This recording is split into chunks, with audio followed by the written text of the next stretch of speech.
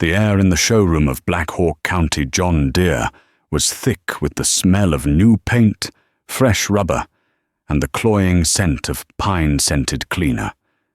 It was a smell Jedediah Stone associated with temptation. He ran a calloused thumb over the fender of a brand-new 4430. The green paint so deep you could almost swim in it. The thing was a monster, a far cry from the open-station tractors he was used to. This one had the sound guard cab, a bubble of tinted glass and insulated steel that promised a quiet, air-conditioned ride. It had a radio, a padded seat that floated on air, and more levers than a B-17 bomber. "She's a beauty, isn't she, Jed?"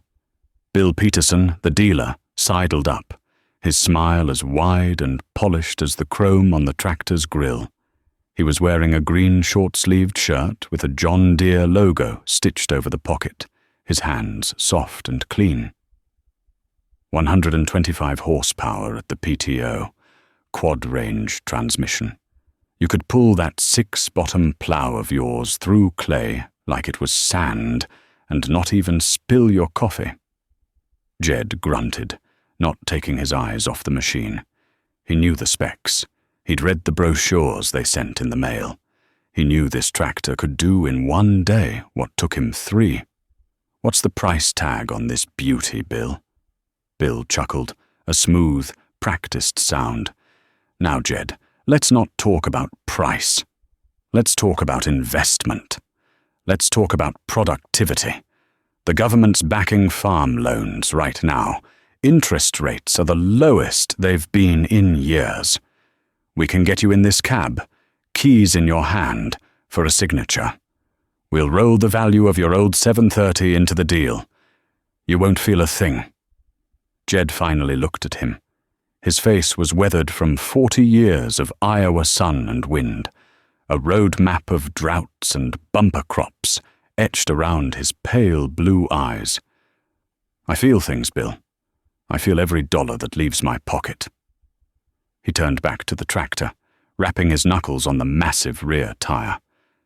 The rubber was 1.5 feet wide. "Tires alone on this probably cost more than my whole tractor's worth." "That's the old way of thinking," Bill said, his voice dropping into a conspiratorial whisper. "The game's changed. It's about leverage now. Use the bank's money to make more money. Everyone's doing it." As if on cue, the showroom door swung open and Richard Davies strode in.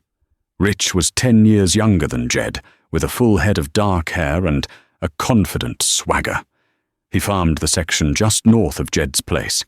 He'd inherited it same as Jed. But where Jed saw a legacy to preserve, Rich saw a launch pad. "Signing the papers on that new 6600 combine, Bill," Rich announced, slapping a folder down on the sales desk. He caught sight of Jed by the 4430, and a smirk spread across his face. "Well, look at this. Jed Stone, finally thinking about joining the 20th century. Don't tell me you're trading in that old two-lunger." Jed's jaw tightened. He called his John Deere 730 a two-lunger himself, affectionately. But coming from Rich, it sounded like an insult. The distinctive pop, pop, pop of that two-cylinder diesel was the sound of his entire life, the heartbeat of the Stone farm since his father bought it new in '59. "Just lookin', Rich," Jed said, his voice flat. "Looking's free, I suppose," Rich said, turning to Bill. "I just bought the quarter section, south of the creek. Gonna need to move some dirt, put some tile in. That new 4430 I bought from you last spring is a dream. Plowed 100 acres yesterday and listened to the ball game while I did it." He looked back at Jed, his eyes glinting. "Still got that little farm H for your cultivating?" "She still runs," Jed said simply. Rich laughed. "Jed, you can't make money sitting on a museum piece. Land's going for $2,000 an acre. Corn's over $3 a bushel. You got to expand. You got to get bigger or get out. Bill here will set you up right. He's a miracle worker with a loan application." Bill Peterson beamed, looking between the two men. Rich was his star customer, a walking advertisement for the gospel of debt-fueled expansion. Jed was the stubborn old mule he was trying to convert. Jed took one last look at the gleaming green machine. He could imagine it, the quiet hum of the engine, the cool air on his face as the acres melted away behind him. It was tempting. Lord, it was tempting. He thought of the long hours, the bone-jarring vibration of his 730, the constant film of dust and sweat that coated him from May to October. But then he thought of his father's words, spoken in the dusty barn a week before he passed. Son, this land is yours. The house is yours. The machines are yours. Not a penny owed to any man. Keep it that way. Debt is a quiet poison. It seeps into the ground and kills the roots of a farm before you even see the leaves start to wither. He straightened up, his back cracking softly. He looked Bill Peterson square in the eye. Thanks for your time, Bill. But I think I'll stick with what I've got. She's paid for. Bill's smile faltered. Jed, you're making a mistake. This is the time to strike. Maybe so, Jed said, turning to leave. Rich just shook his head, a look of pity on his face. Suit yourself, old-timer. Some people just don't know how to get ahead. Jed didn't say another word. He walked out of the air-conditioned showroom and into the humid Iowa heat. The glare of the sun off the rows of new equipment was blinding. He climbed into his dusty Ford F-100 pickup, the vinyl seat hot enough to burn his legs through his denim jeans. He cranked the engine over, the sound of the simple V8 a comforting roar. As he pulled out of the dealership lot, he could see Rich and Bill through the big plate glass window, laughing together. They were already moving on, two men of the future, leaving him behind with his relics and his outmoded ideas. He drove down the county blacktop, the windows down, the hot wind whipping through the cab. He felt the weight of their judgment, the certainty in their eyes that he was a fool, a dinosaur waiting for the meteor. But underneath it all, there was a hard, solid feeling in his gut. It was the feeling of being his own man, of owing nothing. Now, before we get any further into this story, I have to ask you folks listening. Have you ever had to make a choice like that? To stick with the old and proven way, when everyone around you, every slick salesman and every neighbor, is telling you to take the plunge on something new and shiny, something you can't really afford? It's easy to look back now and know how things turned out, but put yourself in that moment, in that dealership in 1973. What would you have done in Jed's shoes? Let me know down in the comments. I'd be interested to hear your thoughts. The breakdown happened 2 weeks later, right in the middle of planting. Jed was in the East 80, pulling his 6-row John Deere planter with the 730. The soil was perfect, just the right amount of moisture, crumbling behind the press wheels like black cake. The syncopated rhythm of the 2-cylinder engine was a familiar comfort. Pop, pop, pop, pop. It was a sound that meant work was getting done. He was making good time, the rows laying out behind him, straight as a chalk line. He'd lost a couple of days to rain, but he was catching up. He didn't have the speed of Rich Davies's new setup, but he had persistence. Then the rhythm broke. There was a sharp, metallic clang from the engine, a sound so wrong it made the hair on Jed's arm stand up. It was followed by a grinding shriek and then a violent shudder that shook the whole tractor. The engine seized instantly, the big flywheel locking up solid. Silence descended, broken only by the chirping of birds in the fence row and the faint ticking of cooling metal. Jed swore, a short, sharp word that was swallowed by the vastness of the field. He climbed down from the seat, his heart sinking into his gut. He knew that sound. It wasn't a simple fix. It wasn't a clogged fuel line or a fouled plug. That was the sound of something catastrophic deep in the engine's guts. He unhitched the planter in the field and walked the 2 miles back to the farmstead to get the old Farmall H. It took him the better part of an hour to tow the dead 730 back to his workshop, the big tractor a dead weight behind the straining, smaller Farmall. He rolled it onto the concrete floor of the shop, the space smelling of grease, weld smoke, and damp earth. It was his sanctuary, a place where he understood every tool, every machine. For the next 2 days, Jed worked. He drained the oil, a sick feeling washing over him as he saw the metallic sheen of shaved steel in the black fluid. He pulled the valve cover, then the cylinder head, the cast iron so heavy he had to use his engine hoist to lift it. He worked methodically, laying each nut and bolt on a clean rag in the order he removed them. When he finally got the oil pan off and looked up into the belly of the beast, he found it. The number 2 connecting rod had snapped clean in 2. The broken end had flailed around inside the crankcase like a wild animal, scoring the cylinder wall and gouging the crankshaft journal. Rich Davies would have called the dealer. A mechanic would have come out in a service truck, or more likely, they would have just hauled the whole tractor in and quoted him a price for a new engine that would make a banker weep. Then they would have offered him a generous trade-in value on an even newer model. Jed didn't have that option, and he didn't want it. He had a responsibility to this machine. His father had paid for it with 3 years of good crops and scrimping. It was a part of the farm, as much as the barn or the soil itself. He spent a day on the phone, calling salvage yards across 3 states. He finally found a man in southern Minnesota who had a crankshaft and a connecting rod from a 730 that had been wrecked in a fire. "The engine's good," the man rasped over the phone. "Paint's gone, but the iron's fine." Jed drove the 4 hours up there in his pickup, paid the man $200 in cash, and hauled the greasy, heavy parts home. The cylinder wall was another story. The gouge was too deep to just hone out. It needed to be bored and sleeved. The local machine shop quoted him a price that was fair, but it was still more money than he wanted to spend. So he did it himself. He had an old, belt-driven lathe in the corner of the shop, a relic from the 1940s he'd bought at an auction. He found a cast-iron sleeve of the right diameter from a heavy truck supplier. The work was painstaking.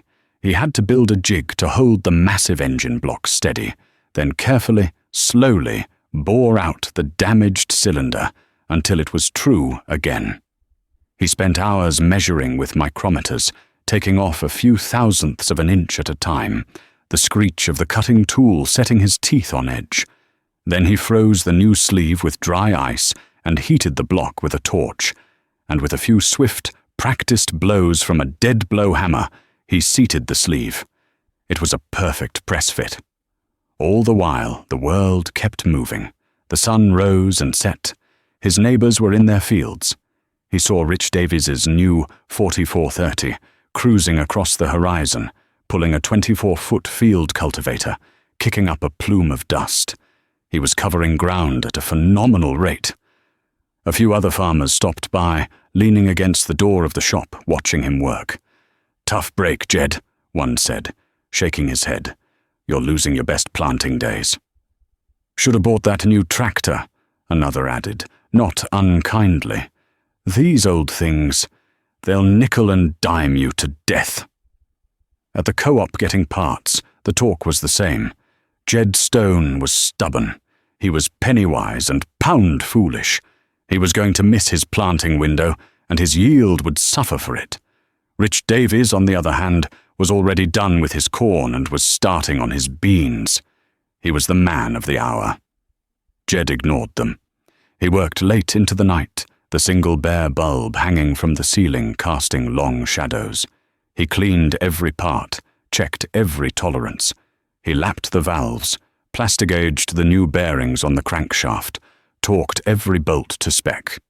This wasn't just a repair, it was a communion. He knew every scar and imperfection on this machine. He knew the peculiar way you had to set the pony motor's choke to get it to fire on a cold morning. He knew the exact tone of the engine when it was running perfectly.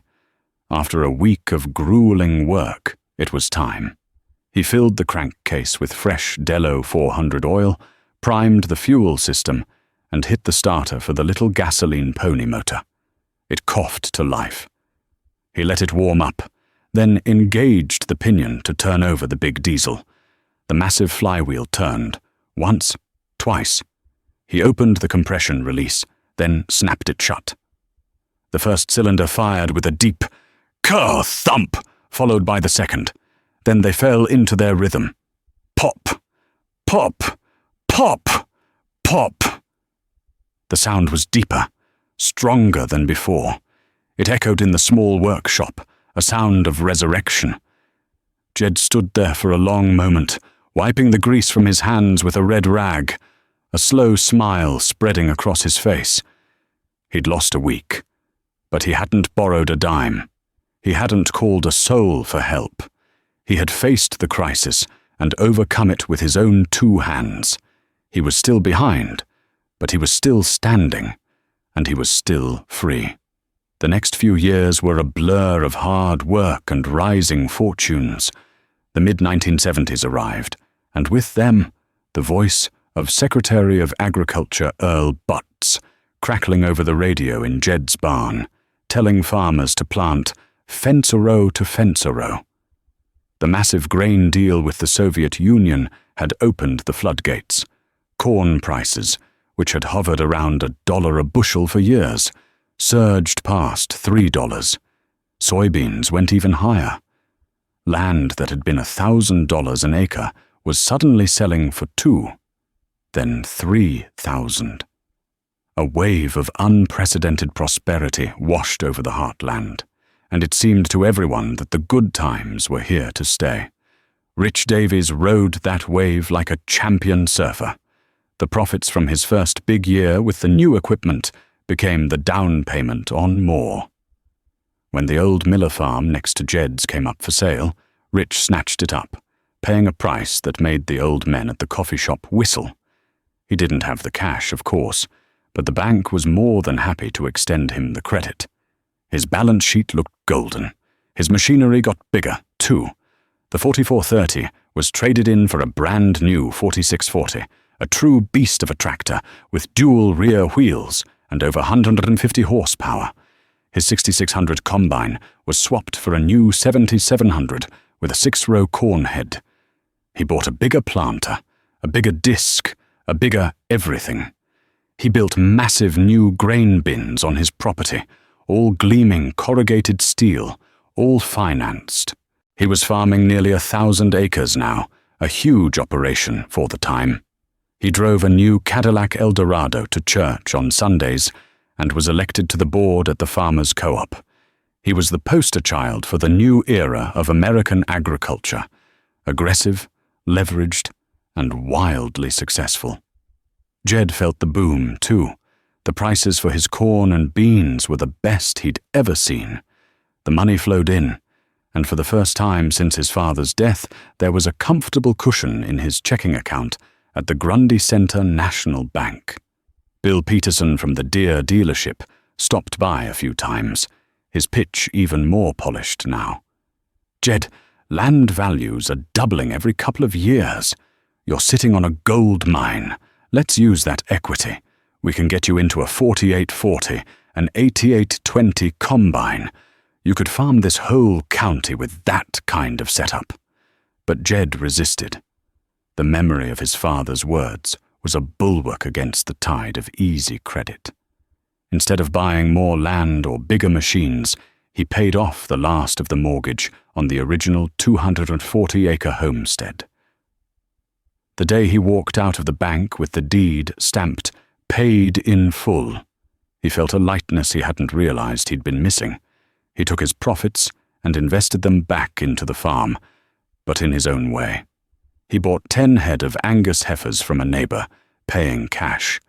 He re-roofed the big hip-roof barn himself, calling on a few old friends for a barn-raising-style weekend of shared labor, paying them with a pig roast and cold beer. He bought the steel and concrete for a new 10,000-bushel grain bin, and with the help of his teenage son, Mark, he spent the summer putting it up, bolt by bolt.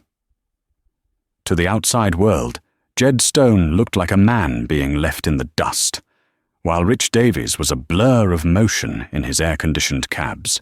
Jed was still out in the open on his 730, eating dust in the spring and swatting flies in the summer. At harvest time, Rich's massive 7700 could shell Jed's entire corn crop in a single long afternoon. Jed, with his little two-row John Deere 55 pull-type combine, chugged along for a week to get the same job done, the old machine rattling and groaning its way up and down the fields. The contrast was a frequent topic of conversation. At the grain elevator, one fall afternoon, as Jed waited in line with his old grain truck, Rich pulled alongside in a brand-new tandem axle semi. He leaned out of the cab, looking down at Jed. "Still wrestling with that old museum piece, Jed?" Rich called out, a grin on his face. "Tell you what, I'm almost done with my beans. For a fair price, I could come over and knock out your last 40 acres in about 2 hours, save you a lot of grief." The offer was coated in a thin veneer of neighborliness, but the condescension underneath was thick as molasses. "Appreciate the offer, Rich," Jed said, forcing a calm smile. "But the old girl and I, we have an understanding. She gets the job done." Rich just laughed and shook his head as he pulled his massive truck onto the scales. "Have it your way.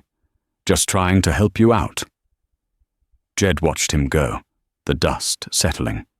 He knew what they all thought, that he was a failure, too timid to seize the opportunity, too stubborn to change. He was standing still while everyone else was racing toward a golden future. But sometimes, late at night in his quiet workshop, listening to the farm report on the radio, he'd hear things that made a cold knot tighten in his stomach. A passing mention of inflation hitting double digits, a report from Washington about the Federal Reserve raising interest rates to fight it, a small article in the Farm Journal about the risks of variable rate loans, the kind of loans everyone he knew was signing up for. One evening, Bill Peterson made one last visit, parking his shiny company car by the barn. He wasn't pushing a tractor this time. He was pushing an idea. "Jed, I'm telling you, the smart money is in land. It's the one thing they're not making any more of.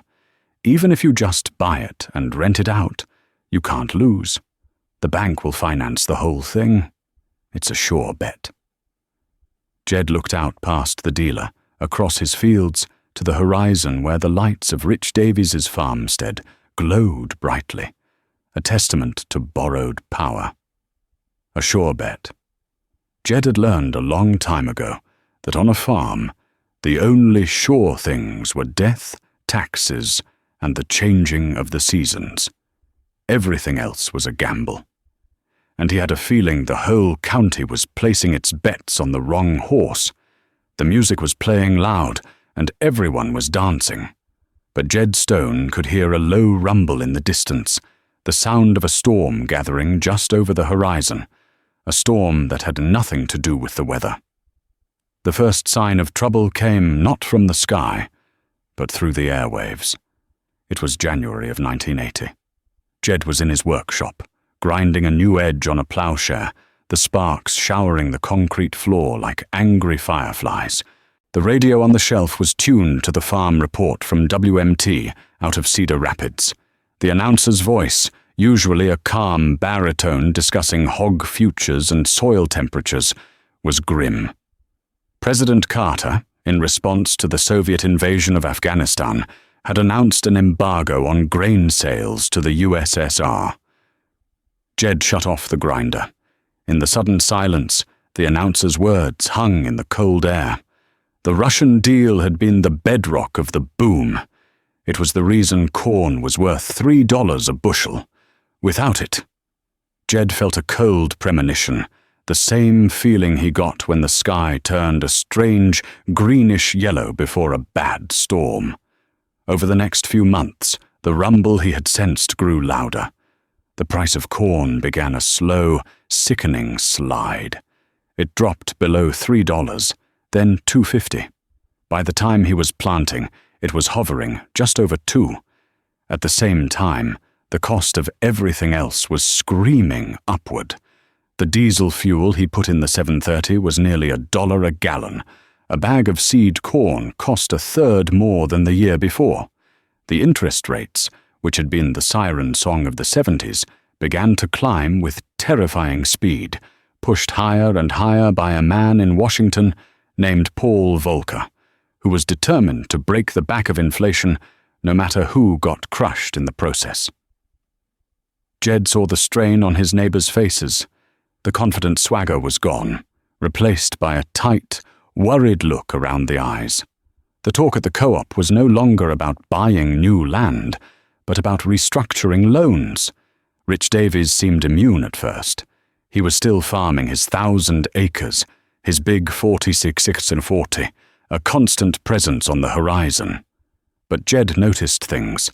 The Cadillac was gone, replaced by a more sensible Chevrolet pickup. Rich wasn't laughing and holding court at the elevator anymore. He'd get his scale ticket, his face grim, and leave without a word. One hot afternoon in July, Jed was cultivating his soybeans with the old Farmel H, the sun beating down on his straw hat. He saw Rich's 4640 stopped dead in the middle of the field across the road. It didn't move for an hour. Then Jed saw the green John Deere service truck pull up. Two mechanics in green uniforms spent the rest of the afternoon working on it, their tools spread out on a canvas tarp. Later that week, Jed ran into one of the mechanics at the hardware store. "What went wrong with Rich's tractor?" Jed asked, keeping his voice casual. The mechanic, a young man named Dave, sighed and wiped a smear of grease from his forehead that wasn't there. "Hydraulic pump went out, took the whole SCV stack with it. It's all tied into the transmission on those 40 series. You can't just unbolt one part. We had to split the tractor right in half, right out there in the dirt." Jed winced. "That sounds expensive." "You have no idea," Dave said, lowering his voice. "The parts alone are over $5,000, plus 2 days of labor for 2 of us. Bill Peterson's giving him a break on it, but, well, you know. Rich wasn't too happy when he saw the estimate." The cracks were beginning to show. A $5,000 repair bill in the 1970s would have been an annoyance for an operation like Rich's. In 1981, with corn prices in the tank and his operating loan interest rate now pushing 18%, it was a body blow. The new, sophisticated machines that were supposed to be his salvation were becoming an anchor. Their complexity a liability, their appetite for expensive, dealer-only parts insatiable. The next year, 1982, the drought came. The spring started out promising, but by June, the rain stopped. The sky turned a hazy, bleached-out blue. The corn leaves, which should have been broad and green, began to roll up tight as cigars during the day to conserve moisture. The soybeans stopped growing, their leaves turning a dusty, pale green. Jed walked his fields every evening, the dry soil crunching under his boots like gravel. His cattle, their ribs starting to show, clustered in the small patch of shade by the creek, which had slowed to a trickle. He was hurting. His yields would be a fraction of normal, but his costs were fixed and low. The 730 ran on a sip of diesel compared to Rich's 4640. When a bearing went out on his old pull-type combine, he found a replacement at a local supply store for $10 and put it in himself in an hour. His cattle ate the hay he had put up the year before. He wasn't making money, but he wasn't hemorrhaging it either. The farm was hunkered down, weathering the storm. Rich Davies had no such shelter. He had to run his big machines over 1,000 acres, burning thousands of gallons of high-priced fuel to cultivate and spray crops that were withering on the stalk. The payments on his land and equipment were relentless, coming due every month whether it rained or not. The variable interest rate on his loans, the one Bill Peterson had called a miracle, had become a monster, devouring his equity. The rate ticked up to 20%, then 21%. The letters from the bank, once friendly reminders, became terse demands. The breaking point came that fall. Jed was in town, picking up a part for his stock tank float. As he drove past the John Deere dealership, he saw something that made him slow down. Parked in the used equipment line, right by the road, was Rich Davies's 4640. It looked smaller, less imposing, sitting there with a price tag chalked on the windshield. A little further down the line was his 7700 combine. Bill Peterson was selling off Rich's best equipment, trying to generate enough cash to satisfy the bankers. It was a sign of desperation. Jed drove on, a heavy feeling in his chest. It wasn't triumph, it was sorrow. He was watching a man's dream die in slow motion. The winter of 1983 was brutal, not just in its cold, but in its economic finality. The farm crisis, which had been a gathering storm, broke with full fury. It was a perfect storm of collapsed commodity prices, plummeting land values, and sky-high interest rates. The very foundation of the agricultural boom, leveraged equity, crumbled. Land that had been appraised at $4,000 an acre just a few years prior was now struggling to fetch $1,000 at auction. Farmers who had borrowed 80% against that inflated value were suddenly upside down, owing far more to the bank than their entire farm was worth. Foreclosure notices began to appear in the legal section of the county newspaper, tacked to the bulletin board at the courthouse. They were like obituaries for farms, some of which had been in the same family for 100 years. The names were all familiar to Jed. Good men. Hard workers. Men who had followed the advice of the bankers, the dealers, and the government. They had gotten bigger, and now they were getting out, whether they wanted to or not. The community was gripped by a quiet, pervasive fear. There was an auction nearly every weekend. Jed went to a few, not to buy, but to bear witness. The mood was funereal. Farmers stood in small, silent groups, their hats in their hands, as the auctioneer's rhythmic chant sent a lifetime of work to the highest bidder. Wives wept openly as strangers bought their kitchen table, their family heirlooms. It was a gutting experience, watching the machinery of a life being dismantled and scattered to the winds. Then the notice appeared for the Davies farm. Public auction, by order of Grundy Center National Bank. The date was set for a Saturday in early April. The listing went on for half a column, 980 acres more or less, to be sold in 3 parcels. A full line of late-model John Deere farm equipment, household goods, shop tools, everything. On the day of the auction, a cold wind blew across the muddy farmyard. A crowd of 100 or more had gathered, a mix of somber neighbors, curious onlookers, and sharp-eyed bargain hunters from out of state. Jed parked his old Ford pickup down the road and walked in. He saw Rich standing by the fuel barrels, alone. He looked like a stranger on his own farm. His face was pale and drawn, his eyes hollow. He had aged 10 years in the last 2. Bill Peterson, the Deere dealer, was there too. But he stayed near the auctioneer's truck, avoiding eye contact with the farmers he had so eagerly signed up for loans just a few years back. His dealership was in trouble too, a yard full of repossessed equipment nobody could afford to buy. The auctioneer started with the small items, the household goods. Then he moved to the shop tools, a heavy-duty bench vise, a rolling toolbox full of snap-on wrenches. Jed watched as Rich's personal tools, the ones he knew the man had bought one by one over the years, were sold off for pennies on the dollar to strangers who saw only steel, not the history held within them. When the auctioneer moved to the big machinery, a hush fell over the crowd.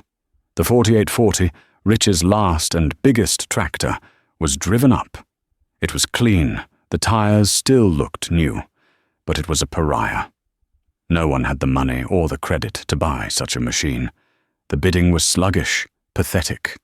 It sold for less than a third of what Rich had paid for it, the loss a gaping wound in his already bankrupt estate. Jed stayed, though it pained him to watch. He felt he owed it to Rich, a silent testament that someone was there who remembered the good years, who saw him not just as a failure, but as a man who had simply played the game by the rules everyone had championed. As the crisis deepened, Jed's own farm became an island of stability in a sea of chaos.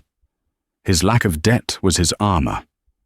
The low price of corn hurt, but he didn't have a crushing interest payment to make each month. He sold a few steers from his small herd to pay his property taxes. He sold a few dozen bushels of soybeans to buy groceries. His son Mark was in high school now, a strong boy with his father's quiet nature. He helped with every aspect of the farm, learning the rhythms of the seasons, the language of the machinery. Jed's methods, once seen as hopelessly outdated, were now viewed with a kind of grudging respect. He could keep his old machines running, with parts from a salvage yard and his own ingenuity. His self-sufficiency was his survival. One afternoon, a neighbor, a man who had once teased him about his museum pieces, stopped by. "Jed," he said, his voice heavy, "the bank's calling my note. I don't know what I'm going to do." Jed didn't offer platitudes. He poured the man a cup of coffee at his kitchen table and listened. He couldn't solve his neighbor's financial problems, but he could offer a moment of quiet dignity, of shared sorrow. By the time the man left, his shoulders seemed a little less slumped. Jed Stone, the old-timer, had become a quiet pillar in a collapsing world. His vindication was not in being right, but in being there, still standing when so many others had fallen. The last item to be sold at Rich Davies's auction was the land itself. The auctioneer, a man with a booming voice and a sad smile, described the parcels. Parcel number 1 was the home quarter, the original 160 acres that had been in the Davies family for 3 generations. It included the house, the barn, and the big, new machine shed. The bidding started low. A lawyer from Des Moines, representing an insurance company, made the first bid. A few local land speculators countered.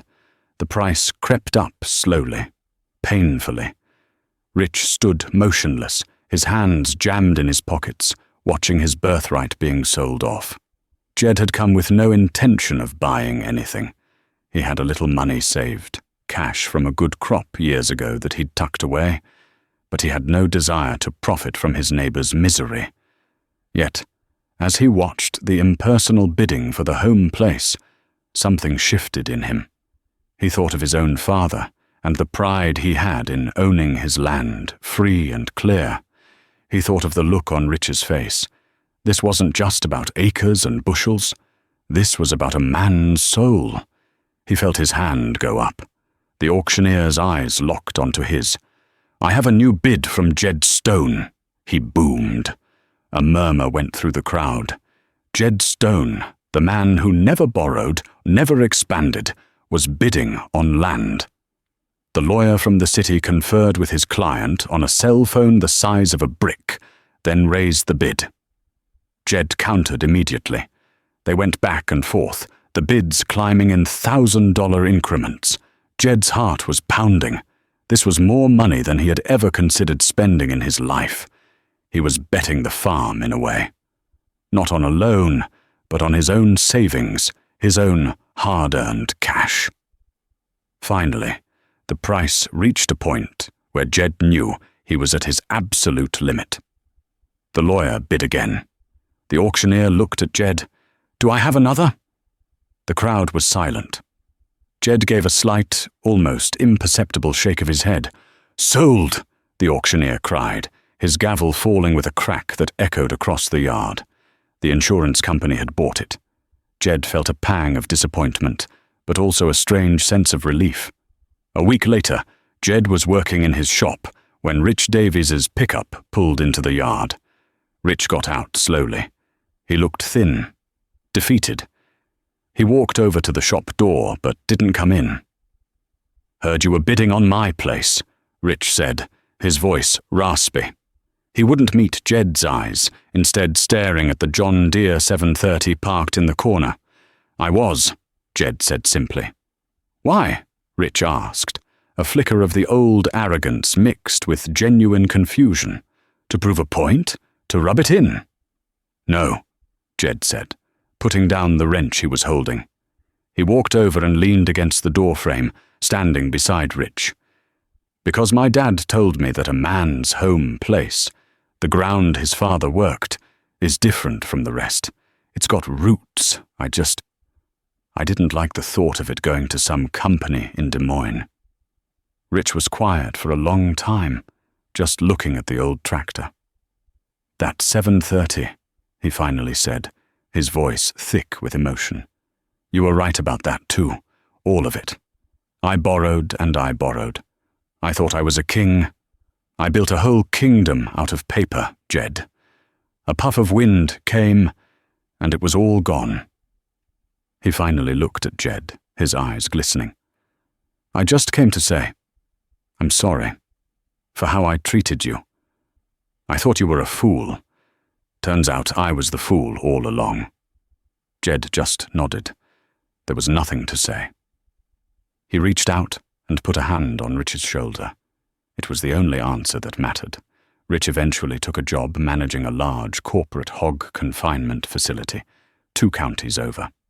He and his family moved away, another casualty of the Great Farm crisis. The years that followed were lean, but they were stable. The farm economy slowly began to heal. Jed and his son, Mark, worked the original 240 acres. They kept the small herd of cattle. They never got rich, but they always had enough. The big grain bins Rich had built stood on the horizon, a monument to a fallen empire, eventually bought by the co-op. The John Deere dealership changed hands, Bill Peterson having quietly retired after the bank called in his own business loans. One warm spring afternoon in the late 1980s, Jed stood at the edge of the East 80. He was older now, his hair completely white, his movements slower, more deliberate. Mark, now a young man in his early 20s, was out in the field. He was sitting on the iron seat of the John Deere 730, pulling the same 6-row planter his father had used for decades. The engine, rebuilt by Jed's own hands so many years ago, ran perfectly, its distinctive pop, pop, pop, pop. A steady, reassuring heartbeat echoing across the land. Mark saw his father watching and throttled the engine down, letting it idle as he approached the fence row. "Everything running okay?" Jed called out. "Running like a top, Dad," Mark answered, a smile on his face. He had his father's blue eyes, but his mother's easy grin. "She might not be fast, but she's steady." "Steady is good," Jed said. "Steady wins the race." They stood in comfortable silence for a moment, father and son, the smell of freshly turned earth rich in the air. "Dad," Mark said, his expression turning serious. "Some of the guys I know, they're talking about getting bigger again. Land's cheap. They say now is the time to expand, to get a bigger tractor, a new combine." Jed looked at his son, then out across the rows of freshly planted corn, straight as an arrow. He remembered standing in the showroom, the smell of new paint, the allure of easy credit. He remembered Rich Davies's confident smirk, and he remembered the hollow look in Rich's eyes at the auction. There's a difference between the price of a thing and its value, Jed said slowly, choosing his words carefully. That tractor, he said, patting the warm green fender of the 730. Its price was a few $1,000s back in '59. But its value? Its value is in every crop it's planted and harvested. Its value is in the fact that it's ours, not the bank's. Its value is that when it breaks, we can fix it, right here, with our own 2 hands. He looked his son square in the eye. People will always try to sell you something. A bigger machine, a better way, a shortcut to getting rich. They'll tell you debt is a tool. But you remember this, son. This land, this farm, it's not a business. It's a life. And you don't want to owe your life to any man or any bank. You keep your costs low, your iron old, and your name clear. That's the only legacy that matters. Mark nodded, understanding dawning in his eyes. He reached down and pushed the throttle forward. The 2-cylinder engine responded with its deep, familiar rhythm. He put the tractor in gear and pulled away, the planter settling back into the soil. Jed watched him go, a swell of pride in his chest so strong it almost hurt. The sun was beginning to set, casting long shadows across the field. The sound of the old John Deere was the only sound in the world, a timeless melody of work, of resilience, of a legacy passed from one generation to the next. It was the sound of survival. It was the sound of home,